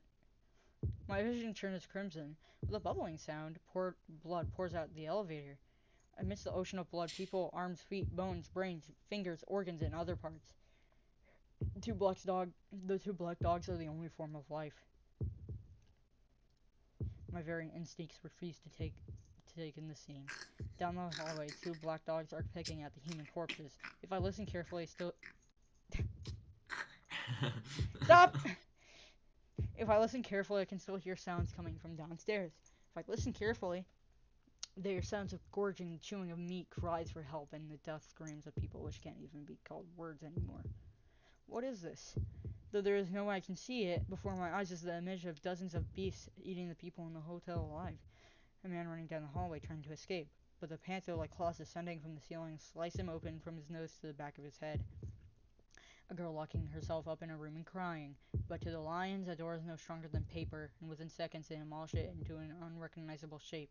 Striving madly to be the first ones there, people dashing for the elevator, but within it the black dogs waiting inside to decapitate them the instant the door was open. At any rate, there is no exception. Beneath my feet, within this huge box called the hotel, is a scene from hell I can feel down to my very bones. Ugh! I feel like throwing up, but I can't do that. If I just stand around and do that, I'll become a part of that Red Sea. Ha ha ha ha. I resume my breathing. I grit my teeth hard. The dogs inside the elevator notice me. All sounds from below have ceased. Ha! In other words, there is no longer anyone alive. Grr. The two black dogs begin to run. Course towards me, the last prey. Ha! The black dog is coming for me. On their bodies I can see an infinite number of lines, and on their foreheads the point of death. But even so, my paralyzed mind does not order my body to fight or run. The first black dog leaps. Speed belo- its speed belies all human comparison. It doesn't take even 2 seconds to cover the 10 meters down the hallway. They open their mouths with a fang so many times sharper than the knife I have, and they're aimed straight at my throat. Accurate and fast. The instant I realize they are drawing upon me, the fangs bite into my throat with a crunch. I die. But that's not right. I can't be killed by something like this and refuse to die. Deaths of others will not cause me to hesitate. A hot summer's day. It happened a long time ago, 8 years ago. I'd seen something even more terrible. Thrust. I thrust my knife into the forehead of the black dog, biting into my neck. My arm moved just before the black dog ripped through my throat. It was done so perfectly, even for myself. Like a machine whose sole function is to cut, I plunged the knife into the dog's forehead without any useless and wasted movement, because that is where the first dog's point was. Normally, even if the brain is destroyed, the muscles try to execute the commands they have received from the brain. A black dog would have probably ripped through my throat even I had simply pierced his head. Well, normally that would happen, but the black dog is dead. Death is complete stoppage. At the point when I killed it, it lost every form of agility. The first dog falls into the ground. In its place, the second dog is flying straight at my face. I thrust the knife right into its open mouth, but that was a mistake. The dog's point is not on its face, but it's on its chest. Just stabbing into the mouth will not kill it. The knife pierces through the dog's mouth and into the back of his head. Naturally, the hand holding the knife still remains in the dog's mouth. Ah, the black dog is still alive. Its jaw shuts. Joint between my arm and my and the hand holding the knife is bitten, about to be ripped apart. Proper thought returns with a pain. Ah, you have to be kidding me! It's it's as if I'm just letting him chew through my arm by stabbing him in the mouth. Why you? I try to pull my arm out. Dog's teeth are deep in my arm. It doesn't seem like I can pull it off. More importantly, this black dog, despite having been pierced in the head, is still filled with life. Even though I left it after piercing its head, it shakes and lands on top of me. Gah! I fall into the floor. I still can't pull my arm out. The black dog, still pierced in the head, applies more power to its bite. My arm is surely going to be turned off. I can't believe this. No dog ought to be able to bite anything in that state. You. I feel something wet. I can see blood spilling from the black dog's mouth. Is the black dog's blood? Is it the black dog's blood leading from its knife wound to the head, or is it the blood coming from my arm about to be torn off? To be honest, my head is too messed up to be feeling the pain, so it isn't a big deal which one it is. Like, go! I try to wrestle away from the black dog, but it's firmly attached to my arm. I can't escape. I can't run away. If I want to escape, I have no choice but to kill it. But how? The hand it's biting off is the one holding a knife. I'm on the ground, so even supposing I did pull my hand out, the very next instant the black dog's mouth would be free to bite through my throat. Ah! It's okay. Calm down, Shiki. First, you got to examine the situation well and then think calmly about it. It's the kind of thinking you've always kept. In that case, I can do something. For example, there's plenty of lines on the back of its head, and I can see the black point on its chest. The way to survive is awfully simple, but I have my doubts about executing this plan. No matter how savage and evil a creature it is, to do something like kill a panting and gasping creature that's so alive this close to me, it's something I'm hesitant to do. Ugh. The pressure on my arm increases. My entire arm is shortly going to be ripped off at this rate. But even so, I just can't seem to do. I can't seem to do something so cruel. The red blood drips down onto my face, going on my forehead, drips into my eyes. Crimson darkness soaks into the back of my eyes. Red. My consciousness sways and then is gone. But even so, I can't bring myself to kill a living creature. What hypocrisy. You've killed something much bigger than a mere dog. Yes, that's right. But that time was different. I wasn't the same when it was Arcueid. Even when I killed the other black dog just a moment ago, that was unrelated to my will. But right now, this is very much my own will. Didn't Sensei say, Shiki, use his power according to your own will, and no one else's. That's why, as myself right now, I can never take a life for granted. That too is hypocrisy. Because long ago you... Ah! That is a nightmare from my childhood. See, what are you waiting for? It was a hot summer's day. Kill or be killed. Before my eyes, the blood-soaked shadow of a boy. You've already... Hot, hot, hot. Red blood on my hands. Haven't you killed someone once before? Ah! I thrust. Don't pull, but rather thrust deeper into the black dog's head. I can hear its yelping right in front of me. The black dog is crying out. With my arm in its mouth, it cannot properly cry, but it's crying anyway. I'm sure that's how much it must hurt. I don't care. I plunge the knife in deeper along with my arm. Without a sound, the blade of the knife punctures out of the back of the black dog's head, as if the dog has grown a horn. Having split the skull, I easily slash through its skin. Blood and brain spray out as the knife completely emerges from the back of the head. Also, the hand gripping the knife travels completely through. Even so, the black dog is still alive. Then there's only one thing I have to do.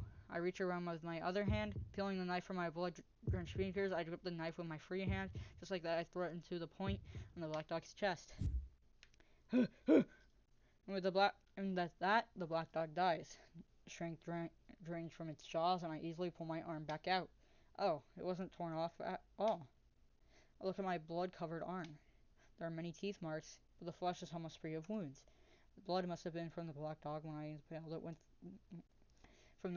black dog when I impaled it through the head.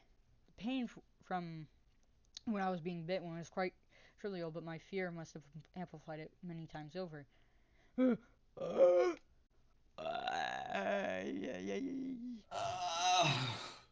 Lying there on the ground, I'd look up at the ceiling. My head hurts.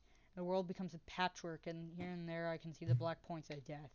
My body is freezing, but my mind is burning feverishly. Kuh! Right beside me lay the corpses of the two black dogs. One of my arms is covered in blood, and the other clutches a red knife. Also, there are quite uncountable number of dead bodies downstairs. All I can do is laugh, because this isn't real. There's no way this can be real. At what point did I, with my eyes wide open, start seeing a nightmare? Ding dong. Eh? Terribly out of place cheerful sound rings out. Damn it, what's this headache? I stand up enduring the razor-like pain in my head. Elevator? Seems like the sound is the other elevator coming up. Door opens. Inside stands a man wearing a black coat. It's him! The headache worsens. Yes, I've seen him before. I'm sure that I've seen that man before. Silently, he walks towards me. You? I ready my knife as I glare at him. but he doesn't react at all as he walks toward me. It's as if he doesn't notice me at all. The distance between us shrinks, just a little more when there's barely 1 meter between us and the man finally seems to notice me. Those bloodshot eyes. The instant I see those eyes, which no human should possess, I lose all freedom to move my body. I thought I killed everyone. I thought I killed everyone, Oh, wait, but it seems like there's still someone left. The man turns and looks at the corpses of the 2 black dogs. You pieces of filth. If you can't even take care of a scrap of meat, you're unworthy to be a part of my body. The man voices his displeasure as he raises his hand. His coat lifts like a mantle, broken. With a splash, the black dog's remains liquefy and disappear into the man's coat. Ah, I can't even scream. Well, the man's coat is pure darkness, without even the traces of an outline. All that exists is like a mud like. All that exists there is a mud like darkness. Ugh, this is dangerous. This guy's just too dangerous. My instincts sound the alarm wildly in my head, but I can't even lift a finger. The man in black coat approaches me. It's not good if I just stay here. The unstopping headache grows to an unbearable level, telling me this place is dangerous. Whether that means if I don't get out here soon, I'm going to lose my life. But it's too late. The man is right before me. Those eyes aren't looking at me at all. Feed. He raises one of his arms. Feed. Below it lies a chaotic darkness. From there, something huge appears. Womp. The sound of wind. That which has appeared from below the man's coat is a crocodile's mouth, easily large enough to swallow a man whole. Ah, going to die. Right here in an instant, crunched up like a ball of paper. Just as I was convinced of this, someone pulls me back. Clomp. What? I can't believe it. Instead of me, the jaws of the crocodile champ onto the stomach of Arcueid, who just pulled me out of the way. Arcueid's face contorts in agony. She draws back before she is completely devoured by the crocodile's maw.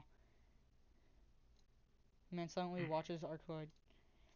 Arcueid glares back at him with a pained expression, her midsection stained in red. I can't believe a vampire named Chaos would play such trivial games. It's like a poorly scripted nightmare. Narrow chaos. Narrow chaos. I feel the same way. To catch one of the surviving true ancestors. I've never dreamed I would be part of such a foolish festival. This is a nightmare for me, too. The man called Narrows quietly lowers his arm. The coat returns to its former position and the crocodile's mouth disappears underneath. The man only looks at Arcueid.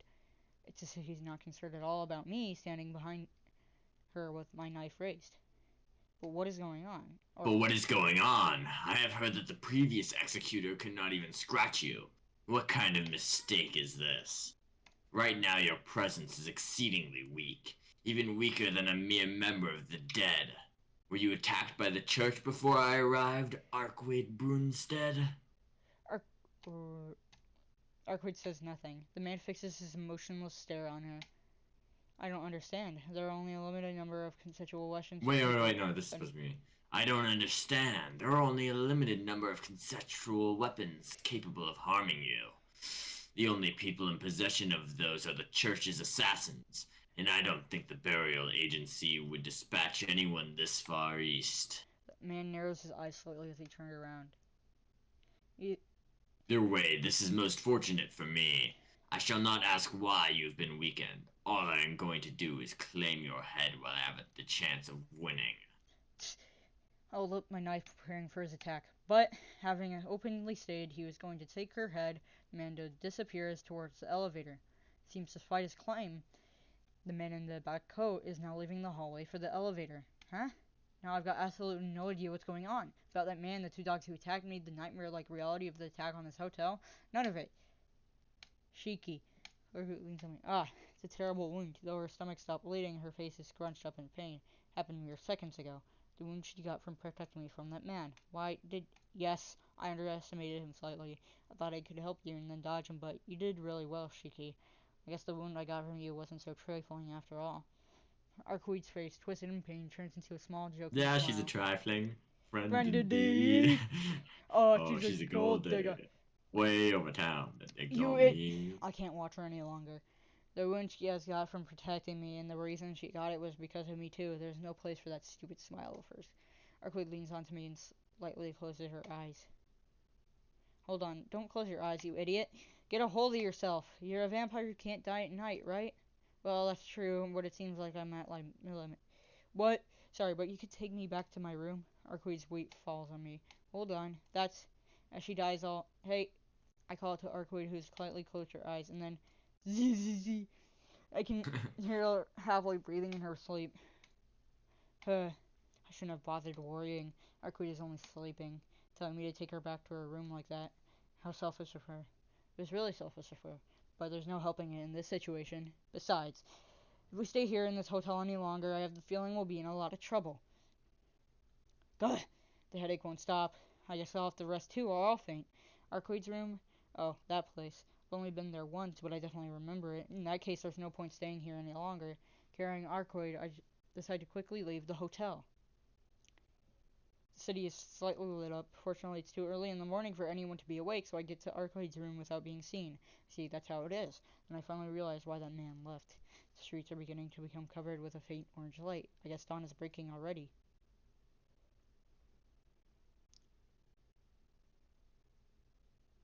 Okay, that's a finished day. We have been on here for almost 2 hours. Yeah.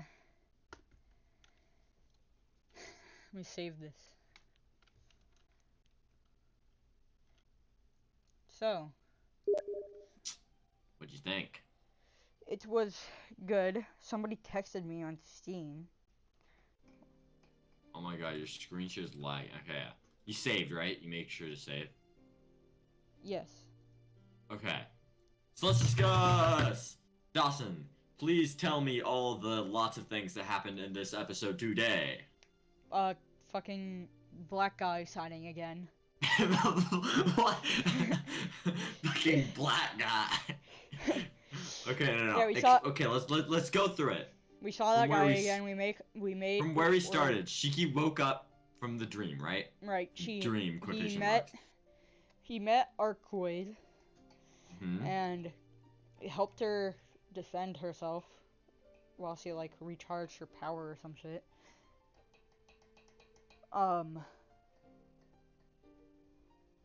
And then that attack happened. And I died for the first time, and I saw Neko Arc. You saw Neko Arc. We'll probably see him lots more. As you go through the game, it gets easier and easier to die, okay? So... so now choices are starting to have, like, actual weight to them. And we'll just save choices as we go, first of all, so you can go back to them if you die. And second of all, once we're done, we're gonna go back and get all the bad endings. Once we're done with this route, we'll go back through this route and get all the bad endings you didn't get on your first playthrough. Right. So we're just gonna... So it's nice to have those saved. Yeah. Stories started. Nice. Hence, action. Yeah. Lots of blood. Definitely. I thought, like, the elevator scene where all the fucking, like, flesh was in there was kind of gruesome. I don't know why. Yeah, that's the point. Remake's kind of the same. There's stuff about people, like, being boiled alive and shit. Damn. Yeah. Tsukihime, if you think that's gross, there's some even grosser stuff later, but... Yeah. Gruesome, I guess is more the word. Yeah, so that is Tsukihime, first bad ending and first fight scene. Yeah. Really the start of this route. Can you go to gallery real quick? Or you can end the recording now. Bye, guys. Bye, guys!